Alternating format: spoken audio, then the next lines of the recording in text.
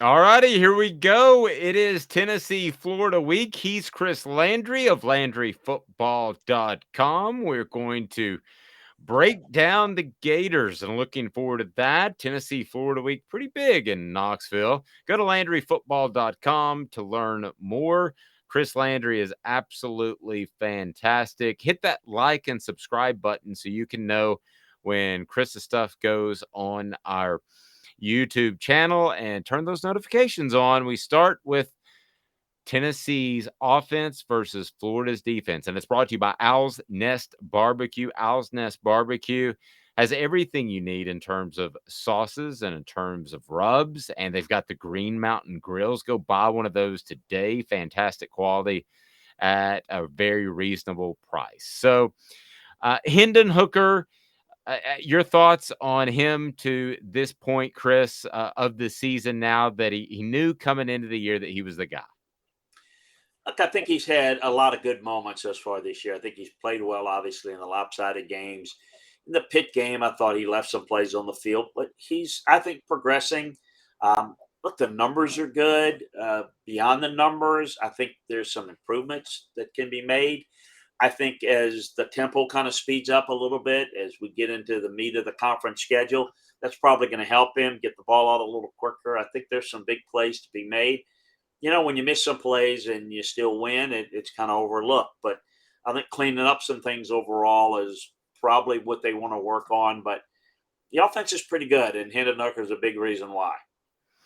Absolutely. So let's talk about Florida's defense because Tennessee fans, like most fans, are zoned in on their team and they've seen a little bit of Florida and they probably know who the Gators have at quarterback. But I don't know that you stare down a defense a lot as a casual fan, which you should.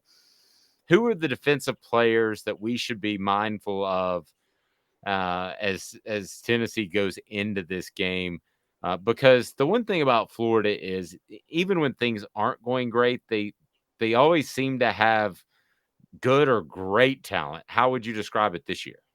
I still think it's pretty good defensively. Ventrell Miller, the Mike backer, should be back for this game. It was out for most of the South Florida game.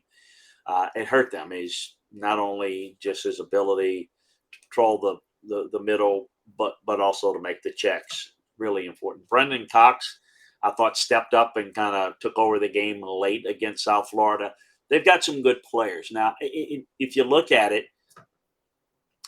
they basically, the success they've had has been to their defense. Utah, they stepped up big. They came, they closed out South Florida. I thought they did a good job in the first half, particularly against Kentucky. The problem that Florida has is on offense, and I know we'll get into that, but that affects how you play defensively. So the defense has been on the field a bunch. It's been the strength of their team. They've not seen the type of ability that Tennessee's going to throw at them in terms of tempo and in terms of ability to work the field horizontally. So can they get good base pressure? Can they play split safeties? Are they going to have to move safeties in the box to defend the run? Those are all the key things from a Florida defensive standpoint that they're going to have to do to be successful against Tennessee. Because if they give up some big plays and they get behind in this game, I mean, Florida's only chance is to be able to compress this game, make it a line of scrimmage game, allow the offense to be able to run the football, their offense to run the football, so that they can get Tennessee moved into the box so they can then have success in the passing game, because Florida hasn't been good on offense. And I know we're talking defense, but this is an important part of the collaborative effort that if defensively they cannot allow big plays. So the whole key is, can they defend Tennessee's run and play split safeties to help cover the passing game? Because that's going to be the key. You get down in this game, Florida, it's what little chance they may have to win this is going to go out the window. So they've got to win a certain way. They can't win multiple ways. And the defense is going to have to carry the way if Florida's going to have a chance here. Please hit that like and subscribe button so we can bring you coverage of SEC football and beyond. LandryFootball.com is a great place to go today, brought to you by Owl's Nest Barbecue. Owl's Nest Barbecue is absolutely phenomenal. So if you're Florida and you see that Tennessee showed off some depth in Dylan Sampson and they had the speed option against Akron, and then you also have Jalen Hyatt, who had a big day. Of those two aspects of Tennessee's game, what do you think got Florida's coach's attention the most? I think you got to be concerned about setting the edge in the run game. If Tennessee's going to be able to work some speed option, get outside, that's a real big challenge because I think there's some big plays to be made off of that in the passing game as well. So it gets you going sideline to sideline. It spreads you out. What Tennessee likes to do is they like to work the whole field, not just vertically, but horizontally. The receivers are lined up wider than most. So what they're trying to do is get your defense spread out a little bit more, and that just opens up things for their passing game to make chunk plays over the middle, not jump, but chunk plays over the middle. For this just makes Florida be even more aware that you got to be really sound at setting the edge. And what we mean by that is you cannot let a back or quarterback get outside the tackle. You've got to be able to work on the outside shoulder of the tackle in, force it into the pursuit where numbers are, where your defensive help is. So that's going to be priority number one. Priority number one in any defense is you got to stop the run. You can't stop the run. That's the easiest way to die defensively. Is all they got to do on the other side is hand the ball off, and you can't stop that, you got no shot. So I think that's going to be pivotal to see how they're able to deal with that, stopping the run, and then how much do they need to commit to do that? Meaning, do they need to get a safety down in the box to stop the run? And so if they do, then that really opens up things in the passing game. You don't want to have to do that, but if you have to, you do as must. You do what you must do at that point. So I think that's going to be the challenges for this Florida offense, just Florida defense against this offense. This is going to be by far the best offense that they face. Kentucky doesn't run the same type of offense, and it's not as good. And they did a good job defending Kentucky's power run early, not as much late. South Florida, Utah, none of the teams that Florida has played runs the style, nor is it effective as Tennessee's offense. So defending the explosive play, the big play, particularly as it relates to the passing game, is going to be a huge challenge for the Gators. What about I saw the slant to Jalen Hyatt, saw someone working the middle of the field, which I don't think Tennessee's been incredibly overjoyed about doing so far to this season. Was that to show Florida that they can do that, or was that to expand what they feel comfortable with in a game? Well, the latter. I mean, I think that they want to get better at it. I think you got to work the middle of the field, but you've got to do it effectively. And I think you don't want to do it like against split safeties. You don't. It's when you do it, and obviously, what is the defense doing? Well, how effective are you working the outside routes? If you do that, you'll widen the defense, and it opens the middle of the field. They need to get depth and width at the same time, and that creates spacing. So it's about stretching the field.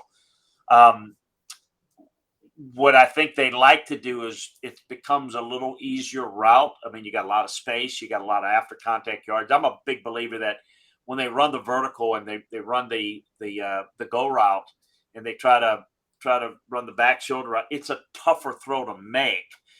To be accurate, you got a lot more spacing over the middle of the field. So I think it's something I'd certainly like to see Tennessee's offense progress towards that, and I think they want to. But again, you've got to get better at it. The negative is that route has to be thrown on time and accurately. And accurately is not in the numbers.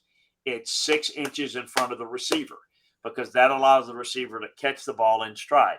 Now you have to have a receiver and receivers that are really good at catching it out of frame, which simply means for our viewers that are watching, you can't catch the ball in the frame because you have to catch it out of frame, hand catch it, so that you can continue to not break stride, because that's the difference in getting an angle and making a big play as opposed to, well, you just got a short game.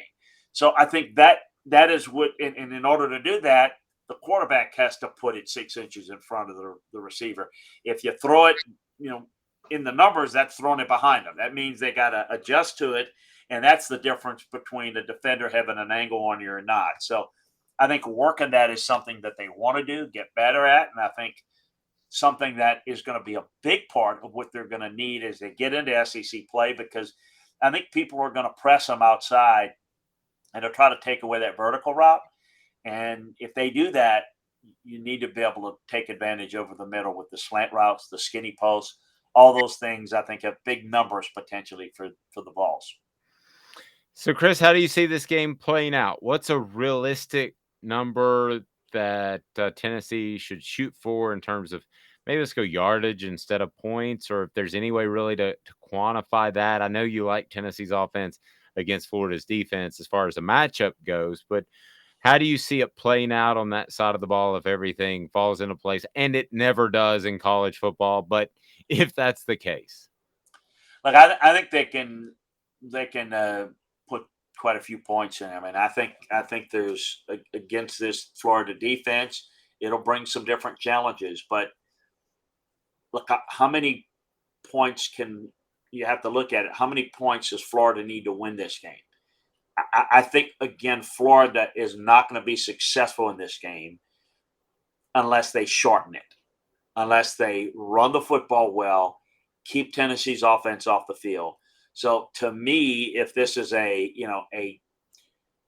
2017 game, that's to Florida's advantage. I think Tennessee, to use the basketball analogy, wants to push the ball up the floor. They want it to be a high-scoring game, and I think it will be. I think they'll probably get it into the 30s, and if they do that, I just don't see Florida being able to score and match those points. They can't match points go up and down the field against Tennessee, I don't think. I think they might be able to run it, and if they run it, then I think that you'll see some success by Florida in the passing game off the play action. But they didn't have a whole lot of success against South Florida with the passing game. They certainly didn't have success against Kentucky or Utah. So I think this pass offense of Florida is really challenged, and I think it's going to be difficult for them to stop Tennessee for 4 quarters offensively. Maybe for stretches, maybe early, but I don't know long term that it'll be much success. Yep. It seems like Tennessee's year, but we've certainly said that before. Hit that like and subscribe button and share, please. We want to be a part of your football coverage. He's Chris Landry. I'm Dave Hooker. All of this brought to you by Owl's Nest Barbecue. Owl's Nest Barbecue in Ooltewah has everything you need to barbecue. Owl's Nest Barbecue. This has been a production of Off the Oak Sports.